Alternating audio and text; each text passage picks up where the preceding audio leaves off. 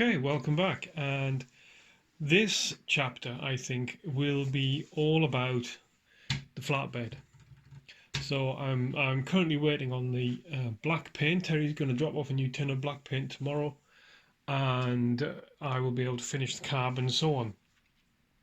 So in the meanwhile, I'm beavering away at this in the background now. For the last couple of nights, I've done a little bit each night because it's really tedious stuff. I have grained the boards. Now, as we've discovered fairly recently, these flatbeds on these trucks are wood. Now, I didn't realise that when I made mine. Terry didn't realise it when he made his. So we painted them body colour and left them. My grey one is just flat grey on top. So turns out they're wood. Usually painted, it seems, which is why we painted ours. But with this one, what I've decided, now I've got a second chance at it, is to make this look a little bit more wood-like. So what I've done is I've grained it, and you can maybe make it out there. Okay, and what I've done, obviously the main dark brown slats are moulded into the thing anyway. But what I've done is taken my trusty scalpel blade, and I have sat for a couple of nights now and cut grain into it. I'm trying to get an angle you can see it. That's probably the best angle there, you see. So they are literally just sat. I've just sat and I have dragged the knife hard down the full length of it. Okay, very tedious business. And then when the knife doesn't go straight, it wanders around, and you get kind of lines wandering around. But overall, the effect is already beginning to look like planks of wood lying there. Now the plan from here, I've just quickly run some sandpaper over it because obviously it digs a bit up, and I don't want to paint it now with with this much stuff on it. So there's a little bit more cleaning up to be done on it. But what I'm going to do is I'm going to brush paint on top of this now with some brown enamel. Now it's quite a light tan that's on there now. Yeah, so pretty much we're down to a light brown or a dark brown. So I will probably take the dark brown. This is probably older than some of you guys. Right, okay, so painting is done, brush is cleaning, and the bed has been painted. So in the end I used 3 separate sort of different coloured tans and so on with a little bit of black. Mixed it all together on here so that I could get a much more varied effect, like that. Obviously it's still wet, so this was done first, and the bottom section just finished now, so it's darker because it's a bit damper. But so yeah, the idea is to get we can see the grain coming through, which is good, just to get some variation. It looks a lot redder in real life than it does on the film. I guess that's the artificial light. But yeah, I mean it's looking good. I'm pleased with that. But just the beauty of doing it this way is I can check and wait till it dries. This looks drier than this, so this kind of pale colour is, I think, more likely to be what it is. And then I might just put some watercolour stain on and see how that comes out. And if it doesn't look so good, I'll get some red on the top of it and then start cutting that back. But yeah, not bad. Why am I not doing this to my truck? Why am I doing it at Terry's? This is crazy. It's really annoying. Yeah, and I don't really want to strip my truck apart and start doing this to it. It's a bit severe. But I am liking how this is going. Anyhow, if okay, it's my best mate's truck, so it's a good thing, eh? All right, more on.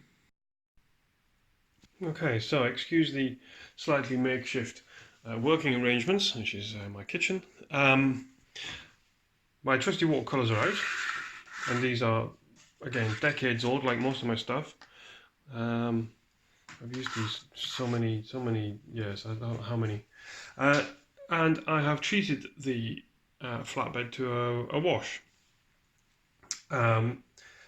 I was originally making myself a coffee, so I dripped some of that on because it's nice and brown, and then I've gone over it with basically a mixture. I mean, I can't really give you any tips or anything. I've just basically poured water on everything, pulled out some black, some red, to make a kind of dark brown wash, which, I mean, the first of many. I'll put some highlights on as well. I'll do some greens and yellows once this is dried, just to start building up some depth and some colours.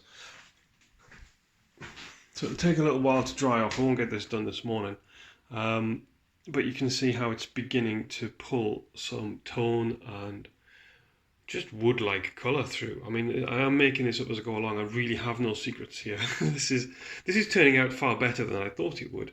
So if it actually all just goes belly up, then at least I'll have this video of something that actually did look like wood at some point before I went over the top on it. I think some of my grain lines could be straighter, like some of these. They just look a bit like scratches on plastic, don't they? But I think overall, from a distance, in a dark room with a light behind her, anyway, enough of my life. And yeah, I think it looks pretty good. I'm quite pleased. It's rough. It's got texture. It's got some lumps and bumps on it. I have run my blade through some of these grain lines just to open them up again, clear some of the paint out from last night, and I will do so again. But just randomly, I'm not going to try and do all of them. I'll spend sort of 5-10 minutes with my little scriber here, pulling out the lines before I do the next set of washes on the top. So yeah, I'm beginning to think it won't get sprayed. I'm thinking it will. This is what you'll see. You won't see, and there won't be any red on it. It seems a shame to put red on it and then find that I can't cut back to this finish. So I think I might just leave it as bare wood. I'll talk to Terry. I think he'll be excited about leaving it as bare wood. It may not be strictly speaking accurate. They were painted, as I say, and you know, I just wanted a little bit of a wood effect to cut back to, but I think I've produced too good a wood effect to cover it up. Anyhow, we will see how this dries. All right, more on. Hi everyone. Okay, just a little update on the flatbed progress. I am, as you can see, it's now silver. The woodwork is covered up. Silver's gone on, top and bottom, and red's next. So what I'm doing now, as I've done with the side bed panels, is salt it. Again, just so you're familiar with the process, that obviously they're going to spray the red on, and then I'll take the salt off, wash the salt off, chip it off to reveal the silver. Now, the problem with doing this is the complex angles that everything sits at, and the fact that when you put water on something, water wants to follow gravity, yes? And if you then stick a lump of salt on it, it then slides with the water. Or you don't put enough water on, and generally speaking, it doesn't even stick.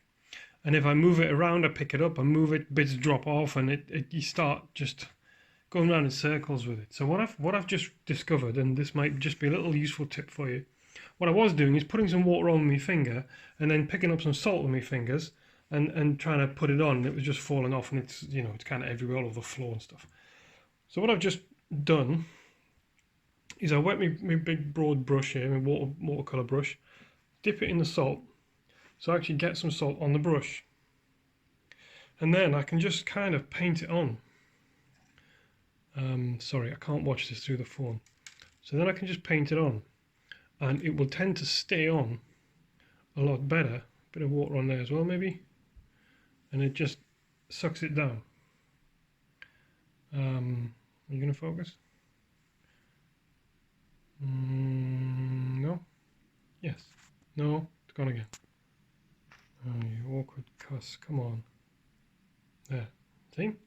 So that is, I find, more reliable, because you've got water on your brush, but there you go. There's a big run of it there. Just pick some of this salt up off the bench.